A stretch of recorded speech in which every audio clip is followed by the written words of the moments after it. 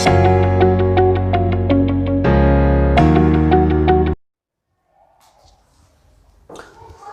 दोस्तों, कैसे हैं आप? आई होप सभी अच्छे होंगे। आज फिर हमारी एक वीडियो है और ये वीडियो मोस्ट इम्पोर्टेंट होगी। टीजीटी और पीजीटी दोनों के लिए इम्पोर्टेंट होगी, चाहे वो टीजीटी रहा हो या पीजीटी रहा हो। और एक बात और है, इसमें जो भी लिखा हुआ है वो सब कुछ इम्पोर्टेंट है, कोई भी ऐसा क्वेश्चन नहीं है जो पेपर की दृष्टि से इम्पोर्टेंट नहीं है। तो देखते हैं पहला क्वेश्चन है, पहले हम उनकी शब्दावली की विस्तृत जानकारी लेंगे एक एक बात की। तो वो क्या है? सबसे पहले हमारा है क्या? अप्रचलन। अप्रचलन का अर्थ बताइए। अप्रचलन क्या होता है? देखो, ह्रास क्या है? अगर हम ह्रास समझे तो ह्रास क्या है? दोनों बात एक ही लगती है पर इनमें अंतर है, अप्रचलन में और ह्रास में। ठीक है, ह्रास क्या है? किसी संपत्ति पे धीरे धीरे मूल्य में कमी आना ही ह्रास कहलाता है।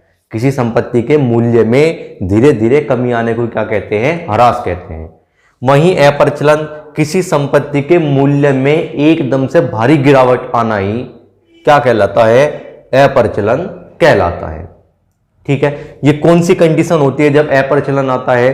अप्रचलन में क्या होता है, जैसे सपोज करो पहले जो रेड लाइन फोन थे वे अब क्या हुआ? एकदम से चलन से बाहर हुए, तो वे क्या आया? उन पे अप्रचलन आया।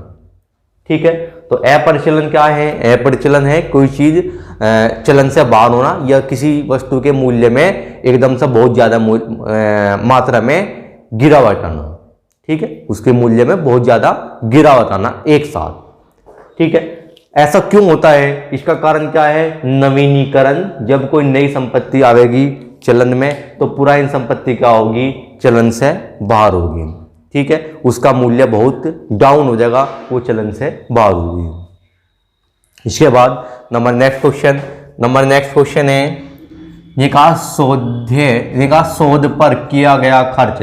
शोध पर किया गया खर्च, शोध किसे कहते हैं? शोध कहते हैं भुगतान। भुगतान पर किया गया खर्च कैसा होता है? वैसे भुगतान का किया गया खर्च, जैसे कंपनी जो है ऋण पत्रों को निर्गमन करे जनता में तो उनका भुगतान करती है, तो उनके भुगतान के लिए कोई विधि अपनावे। जैसे बीमा कंपनी के यहाँ बीमा करा दिया, हर बार किस्त जमा करते गए। ये तुमने डिबेंचर चैप्टर में पढ़ा भी होगा कि हर साल क्या कर रहे? किस्त जमा कर रहे। तो ज्यादा किस्त जमा करते जा रहे, सपोज करो 3 लाख रुपए जमा करने, पेमेंट जो करना है कस्टमर को 3 लाख रुपए देना। कस्टमर को कितने रुपए देने? 3 लाख रुपए का शोधन करना। तो इसके लिए क्या करेंगे? बीमा कंपनी का सहारा लेंगे। बीमा कंपनी कहेंगे कि हम आपके यहाँ 3 लाख रुपए आप हमें कितने दिन बाद कितना धन जमा करते जाए तो 3 लाख रुपए मिल जाए। तो बीमा कंपनी ने बताया कि आप जो है हमारे यहाँ हर साल 90,000 रुपए जमा करो। ठीक है, और 3 साल बाद हम तुम्हें कितने रुपए देंगे? 3 लाख रुपए देंगे। तो ये क्या करा? शोधन के लिए, भुगतान के लिए कंपनी ने एक आयोजन बना लिया। भुगतान के लिए किसका सहारा लिया? कंपनी का। कौन सी कंपनी का? इंश्योरेंस कंपनी का। कहेंगे भुगतान के लिए, ऋण पत्रों के भुगतान के लिए, ऋण पत्रों के भुगतान के लिए बीमा कंपनी का सहारा लिया। बीमा कंपनी के यहाँ जब 3 साल तक जमा करे पैसे तो मैं कितने हुए? 2,70,000। तो कंपनी ने कितने पैसे जमा करे? 2,70,000। अब बीमा कंपनी कह रही कि मैं तुम्हें कितने लाख रुपए देंगी? 3 लाख रुपए, पूरे 3 लाख रुपए। 30,000 रुपए कहां से आएंगे? बीमा कंपनी जो है ब्याज के तौर पर आपको देगी। ठीक है, इससे क्या होगा? इससे तुम जो है भुगतान कर दोगे। का शोध पर किया गया खर्च, ये भुगतान के लिए किया गया खर्च है। भुगतान के लिए कैसा खर्च करा? हर साल कितने रुपए की जमा करी किस्त? 90,000 के, और 3 साल बाद भुगतान करना ऋण पत्रों का, तो फिर कितने रुपए हो जाए? 2,70,000। 30,000 रुपए कौन दे रही? बीमा कंपनी। तो कुल कितने हो जाएंगे इनके यहाँ? 3 लाख रुपए हो जाएंगे, जिसका ये भुगतान के काम आएंगे, जो 3 लाख रुपए ऋण पत्रों के। तो ये बताया कि शोध पर किया गया खर्च कैसा कहलाता है? अस्थगित संचालन व्यय। अस्थगित संचालन व्यय, ऐसा व्यय जो कितने साल तक स्थगित करना होगा, कितने साल तक तुम्हें उसका भुगतान करना होगा, तो वो अस्थगित संचालन व्यय कहलाता है। इसके बाद नेक्स्ट, ये सब इंपॉर्टेंट क्वेश्चन है, कोई भी ऐसा नहीं है जो इंपॉर्टेंट ना हो। इसके बाद देखेंगे नंबर नेक्स्ट क्वेश्चन है ये का फर्म के समापन कैसे कहते हैं, फर्म का विघटन, टूट जाना। देखो हमने साझेदारी पढ़ी होगी, साझेदारी में पहली साझेदारी जो है वो आती है कहेगी प्रवेश की। जब ए और बी दो साझेदार हैं, तीसरे ने क्या करा, प्रवेश करा, तो क्या है साझेदारी का प्रवेश। जब तीन साझेदार थे ए बी सी, इनमें से एक चला गया तो क्या हुआ, साझेदारी का अवकाश।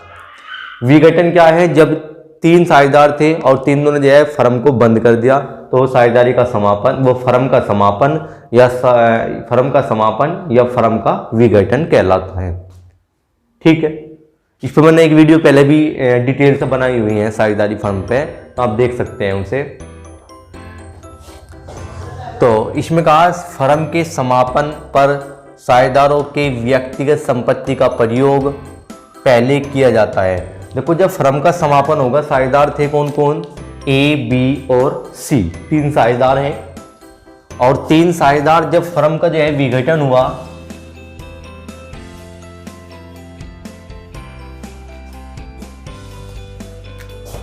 तीन साझेदार थे ए बी सी, फर्म का जब विघटन हुआ, फर्म जब टूट गई तो क्या करेंगे, इन व्यक्तियों की व्यक्तिगत संपत्ति, इनकी व्यक्तिगत संपत्ति भी उठा के लाएंगे और उनसे ही क्या करेंगे, इनके लेनदारों का भुगतान करेंगे। जितना इनका लेनदार है उनका व्यक्तिगत संपत्ति लेकर आऊंगे, इनकी पर्सनल संपत्ति जो घर की संपत्ति है वे भी इनके घर के संपत्ति भी सेल्स करेंगे, और जिनसे जो कंपनी के उसके फर्म के जो दायित्व है उनका भुगतान इनकी व्यक्तिगत संपत्तियों को बेच के करेंगे। पर उससे पहले एक बात है कि व्यक्तिगत संपत्ति इनकी लिखाएंगे, पर व्यक्तिगत संपत्ति जब तुम सेल्स कर दोगे तो जितनी भी धनराशि तुम्हारे पास इकट्ठी होगी, पहले व्यक्तिगत जितने भी देय हैं, जितने भी दायित्व है व्यक्तिगत, उन्हें चुकता कर दोगे, जितने व्यक्तिगत दायित्व है उन्हें चुकता कर दोगे, और जो तुम्हारे पास पैसा बचेगा उससे क्या करेंगे, इनकी फर्म के दायित्वों का भुगतान करेंगे। पहले क्या करेंगे, व्यक्तिगत संपत्तियों को इनकी बेचेंगे सभी साझेदारों की, और फिर जो है व्यक्तिगत जितने भी इनके दायित्व है उनको भुगतान कर देंगे। व्यक्तिगत का तुम समझते होंगे पर्सनल, और फिर जो पैसा बचा उसे फर्म के दायित्वों का भुगतान करने में यूज किया जाएगा। तो ये बताया कि फर्म के समापन पर साझेदार की व्यक्तिगत संपत्ति का प्रयोग पहले किया जाता है। पहले कहीं में करा जाएगा, फर्म के समापन पर जो साझेदार की व्यक्तिगत संपत्ति है पहला प्रयोग कहीं में होगा, उनका पहला प्रयोग होगा व्यक्तिगत देयताओं, लायबिलिटीज में। जो उसकी व्यक्तिगत लायबिलिटीज है, जो व्यक्तिगत दायित्व है उनका भुगतान करा जाएगा। जो राशि बचेगी जो फर्म के दायित्व है उनका भुगतान होगा। ठीक है, तो ये था क्वेश्चन। इसके बाद देखेंगे नंबर नेक्स्ट में क्या बताया, देखा एक कर्मचारी, एक कोई कर्मचारी है, उसे कर्मचारियों को क्या करा, नौकरी से निकाला, मतलब उसे जो है नौकरी से निकाल दिया, और उसकी क्षतिपूर्ति, उसे कुछ क्षतिपूर्ति देंगे, क्षतिपूर्ति पर खर्च किया गया क्या कहलाता है। उसे नौकरी से निकाला तो उससे कुछ क्षतिपूर्ति दी, तो खर्च क्या कहलाएगा, वो कहलाएगा संचालन का व्यय। ठीक है, संचालन का व्यय या संचालन व्यय, या फिर क्या आयगत व्यय। क्यों रखा था उसे कर्मचारियों को हमने, ताकि हमें उससे आय हुए, पर हमें उसे निकालना पड़ा किसी कारण से, तो हम जो उसके क्षतिपूर्ति कुछ देकर भेजेगी तो वो क्या है, संचालन व्यय या फिर क्या है, आयगत व्यय। इसके बाद फिर नंबर नेक्स्ट क्वेश्चन में कहा असोध्य ऋण के कारण संभावित हानि को पूरा करने के लिए क्या करें। असोध्य किसे कहते हैं, बैड डेब्ट्स। असोध्य के कारण संभावित हानि, ऐसी संभावना है कि हानि होगी। असोध्य किस पे हो गया, देनदारों पे, डेटर्स पे ऐसी संभावना है कि ये असोध्य का मतलब क्या है, अगर हम असोध्य का मीनिंग समझे, असोध्य ऋण, ऐसा ऋण जो असोध्य है, असोध्य का मतलब है जिसका भुगतान न किया जाता हो, में क्या है, में है असोध्य ऋण। तो ये असोध्य ऋण किस पे है, देनदारों पे, और ऐसी संभावित हानि है, संभावना है कि ये पैसा मिलने का नहीं।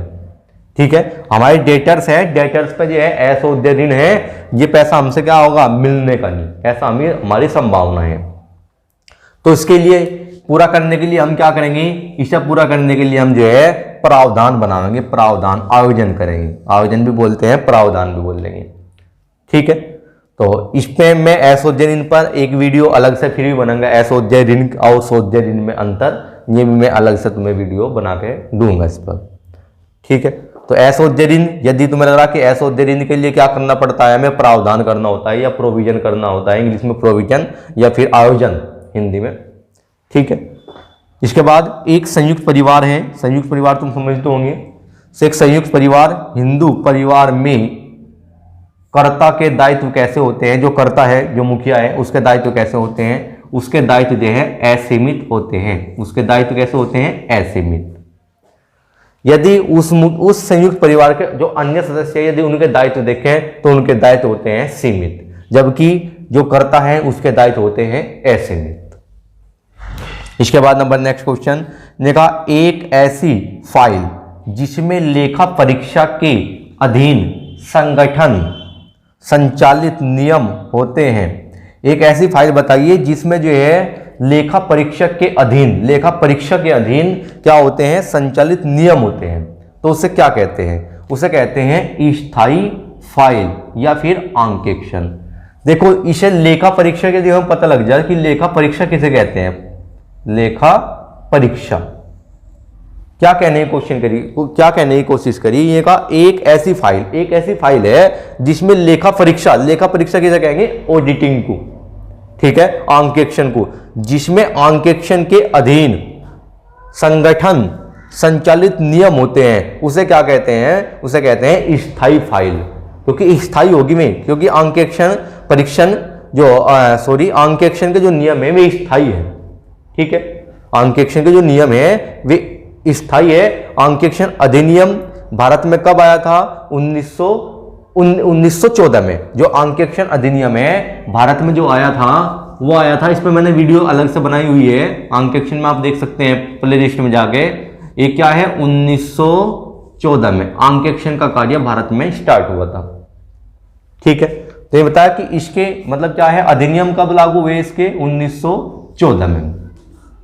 ठीक है, तो कंपनी इसके जो आंकेक्षण अधिनियम है 1914 में इसके नियम बनाए गए थे और उनके अधीन कार्य करना, तो फाइल कैसी होती है, स्थायी होगी। क्योंकि स्थायी कैसे होगी, इन नियमों के अनुसार, 1914 के नियमों के अनुसार स्थायी होगी। उसे क्या कहते हैं, हम आंकेक्षण कहते हैं, आंकेक्षण। ठीक है, आंकेक्षण के थ्रू फाइल कैसी होगी, स्थायी होगी।